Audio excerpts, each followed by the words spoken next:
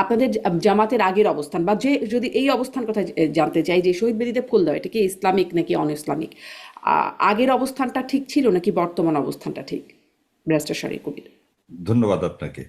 আপনার এই কোশ্চিন কিন্তু খুবই ক্রিটিক্যাল কোশ্চিন, কারণ এখানে দুইটা জিনিস সম্পর্কিত। একটা হচ্ছে ইসলামিক মূল্যবোধ, এটা খালি জামাত ইসলামের না, বাংলাদেশে যেহেতু 91% মুসলমান, তাদের একটা মূল্যবোধ। আর একটা হচ্ছে একটা রাজনৈতিক আদর্শ। তো দুইটা জিনিস, একটা রাজনৈতিক আর একটা হচ্ছে ধর্মীয় মূল্যবোধ। প্রথম জিনিস হচ্ছে বাংলাদেশে এই প্রথম বোধহয় মানে শহীদ বেদিতে যে বা শহীদ মিনারে যে দোয়া করা হলো, সেটা প্রধানমন্ত্রীও করলেন, বিরোধী দলীয় নেতাও করলেন। দ্বিতীয় জিনিসটা, ডক্টর শফিকুর রহমান ওখানে গিয়ে যে ফুলটা দিয়েছেন সেটা কিন্তু বিরোধী দল হিসাবে 11 দলীয় জোটের পক্ষ থেকে। So as far as I am concerned, it is not on behalf of Jamaat Islami. Jamaat ইসলামের দল হিসাবে কোনো ফুল দেওয়া হয়নি বোধহয়। সেকেন্ডলি সেখানে তিনি দোয়াও করছেন। থার্ড যে কথা, জামাত ইসলাম দল হিসেবে কি এটা সমর্থন করবে, মানে আপনি দলের একজন আমি আমি সমর্থক আসতে বা দলের পক্ষে কাজ করা বলতেছি হিসেবে? জি। বলতেছি প্রথম জিনিস হচ্ছে ফুল দেওয়াটা। এই জামাত ইসলাম মানে জামাত ইসলাম তো বললে হবে না, আমি একজন মুসলমান হিসাবে কোরআন এবং সুন্নাহর আলোকে, আপনি যেমন ইয়াতে ধরেন আমাদের জাতির স্মৃতিসৌধে এরদোগান সাহেব এসে ফুল দেয়নি, দিছে কি সেটা কতখানির জন্য? সেটা যে ফুল দিয়ে মাথা নত করে তার কাছে কিছু চাইতেন, সেটা হচ্ছে বিদআত। যদি আপনি এই চিন্তা করে কাউকে ফুল দেন যে এ তো সন্তুষ্ট হবে এবং সেই সন্তুষ্ট থেকে আমি কিছু পাবো, তাহলে দ্যাট ইজ বেদাত। আর দ্বিতীয় যে কথাটা হচ্ছে ফুল দেওয়াটা, যেভাবে ফুল ওনারা দিছেন, আমার কাছে ভাই আমি একটা জিনিস বলি, আমিও ছোটবেলায় দিয়ে আসছি। এরশাদ সাহেব তার 10 বছর কখনো 21 ফেব্রুয়ারিতে যে ফুল দেননি, কিন্তু আমি জানি না আপনি জানেন কিনা, এরশাদ সাহেব তার ফুল পিরিয়ডে কখনোই 21 ফেব্রুয়ারিতে যে ফুল দেয়নি।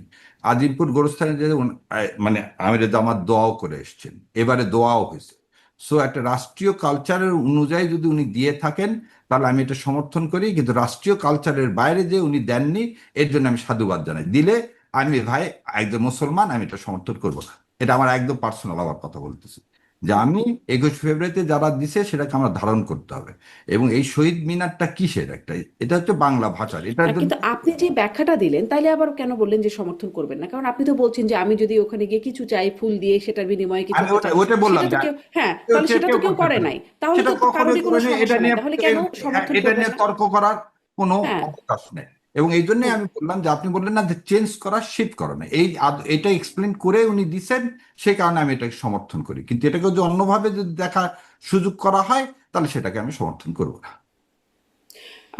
তাহলে জামাতে ইসলাম মানে এটা জামাতে ইসলামের পক্ষে থেকে ফুল না, এটি বিরোধী দলীয় নেতা হিসেবে ফুল দেওয়া, এগারো এটি কেন? এগারো মানে জামাতে ইসলাম কেন দিচ্ছে না? বাংলাদেশের সব রাজনৈতিক দলই তো দিচ্ছে, মানে হ্যাঁ, হ্যাঁ, তাহলে জামাতে ইসলাম দেয় না কেন? না না, জামাত ইসলাম এবারে যেটা দিলেন, জামাত ইসলাম ওই যে বললাম একটু আগে, এরশাদ সাহেব 10 বছর যায়নি। একটা দলের স্ট্যান্ডিং হতে পারে। আমার কথা হলো, আমি আপনাকে আবার বলি যে আমি ফুল দিতে যেতেই পারি, সেটা কি জন্য? সেটা হচ্ছে কি একটা রাষ্ট্রীয় আচার, যে এই ফুল দিয়ে যে কাউকে আমি কোথাও কারো মঙ্গল হবে সেজন্য না। হুম, এটা হুম। সম্মান সূচক হিসাবে যেমন জাতীয় স্মৃতিসৌধতে দেওয়া হয়, তারপরে আপনি শিখা ও নির্বাণে দেওয়া হয়, সেরকম একই জিনিস দেওয়া হবে। কিন্তু এখানে যদি আপনি দেন এই ভেবে যেখান থেকে কিছু পাবেন, আল্লাহর সন্তুষ্টি হবে, তাহলে সেটা করা হবে না। এবং সেটা জামাতে আমিরে এটা জামাতে কেউই তো করে নাই, এটা তো কেউই করে না। না, এটা কেউই এটার করে না। উদ্দেশ্য তো এটা না।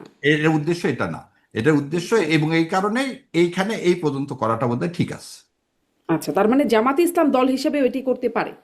আমার কাছে মনে হয় যে খালি আনুষ্ঠানিক কথা হলে জামাত ইসলামও করতে পারে, কিন্তু এটা জামাত ইসলামের নিজস্ব রাজনৈতিক সিদ্ধান্ত। আমি মানুষ হিসাবে এতটুকুন বলতে পারি, যদি এটা কি হয়, খালি রাষ্ট্রীয় আচার হয়, সে পর্যন্ত ঠিক আছে, অন্য কিছু হলে ঠিক নেই। আচ্ছা, জনাব আবু আলম শহীদ খান, আপনার কাছেও একটু এই বিষয়টা পর্যালোচনা জানতে চাই যে এই সময়ে এই রকম আলোচনা বিতর্ক যেটা উঠছে বা প্রশ্ন উঠছে সেইগুলোকে আপনি আসলে কিভাবে দেখেন, জনাব আবু আলম শহীদ খান?